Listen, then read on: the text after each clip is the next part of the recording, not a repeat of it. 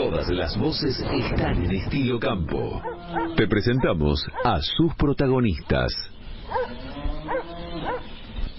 7:46 de la mañana, bien, prometido es deuda. Estamos en comunicación con el señor Manuel Alvarado Ledesma, él es economista, además titular de consultoría agroeconómica.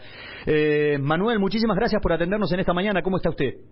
Bien, buen día a todos. Bueno, Manuel, recuerdo, yo le quería comentar un poquitito a la gente, pero recuerdo una columna suya de opinión en La Nación Campo, la cual usted titulaba "Debilitar al productor para que no aumente el precio de la carne". Esto fue hace ya unos meses, pero bueno, como aquí la historia parece que sigue siendo la misma, en este caso, cerrar las exportaciones. ¿El gobierno lo hace para intentar manejar el precio de la carne o, según su visión, lo hace para señalar ante la sociedad cuál es el culpable? ¿Qué lectura hace de esto usted? Bueno, es muy difícil saber lo que el gobierno piensa, ¿no? Porque hay muchas opiniones dentro del propio gobierno. Pero la impresión que uno tiene es que el máximo ejecutivo en algún momento dice, bueno, acá hay que hacer algo. Y sí, sin entender mucho, porque si el mismo presidente habla de 3 millones de cabezas como stock ganadero, cuando estamos en 50 millones y pico, evidentemente no está muy clara su visión sobre la actividad productiva esta, ¿no? Sí. Así que yo creo que tomó una decisión, como diciendo, bueno, hay que tomar una decisión y así la sociedad ve que yo manejo la cosa. No me tiembla el pulso para hacer bajar el precio de la carne, sí, aunque esa decisión sea totalmente contraproducente, ¿no? Sí. Y eso fue una decisión más bien política, me parece a mí. Y después a ver qué pasa si las cosas se arreglan solas, si se asustan los distintos agentes de la cadena de producción ganadera, ¿no? Claro. Así que me parece que es eso, porque se está repitiendo lo mismo que se hizo en el año 2006, 2007, cuando empezó a reducirse el stock ganadero. Y evidentemente es posible que haya una baja en el precio de la carne a costa de la liquidación de vientres, ¿no? Claro.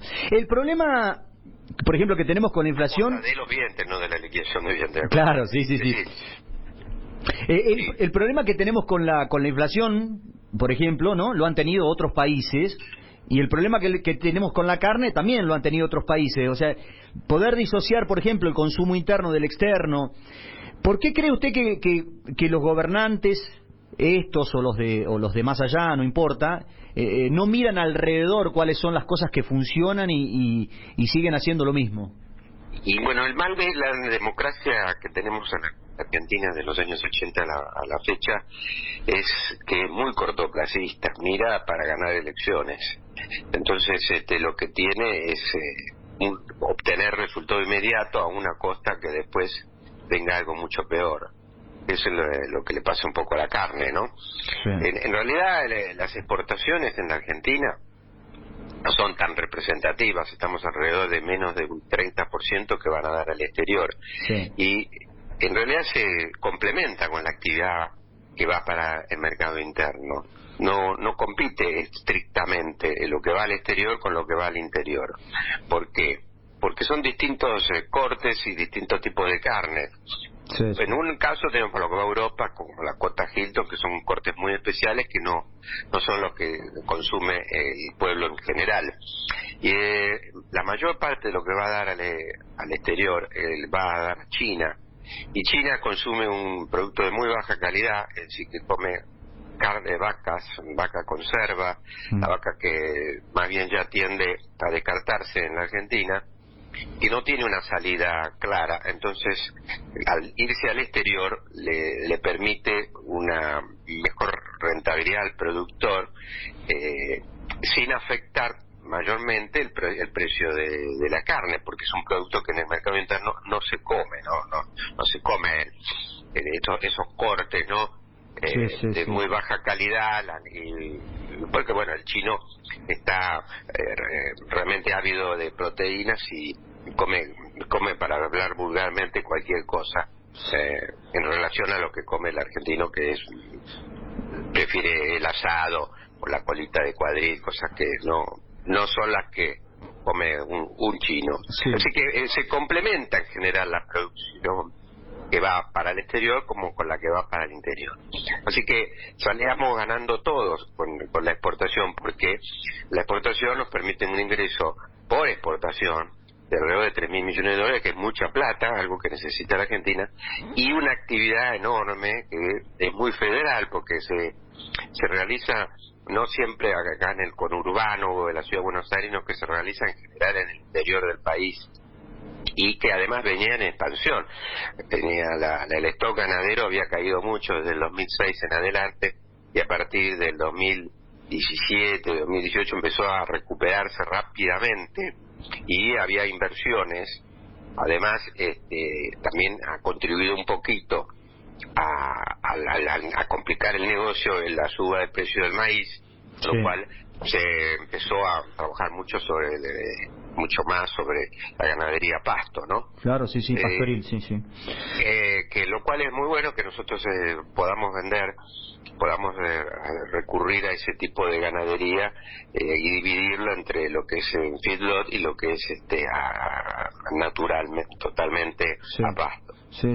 Así que es una pena, realmente es una pena que se haya tomado una decisión así. Uno dice, bueno, un poco de esperanza sería de que esto fue una reacción intempestiva para sacudir el avispero, a ver, por parte del Poder Ejecutivo, y a ver si hay resultados, si salen algunas opiniones, algunas propuestas distintas que permitan hacer algo. Pero en el fondo de la cosa, nada tiene mucho que ver acá de la ganadería con el aumento de precios. Los aumentos de precios se están dando porque todo está aumentando. ¿Y por qué todo aumenta? Porque lo que pierde el valor es el peso pierde valor, y entonces cada vez con un peso compro menos cosas, porque los textiles han subido mucho más que la carne, otros alimentos, las frutas han subido igual o más que la carne, en fin, no es únicamente la carne, pero bueno, a alguien hay que echarle la culpa, ¿no es cierto?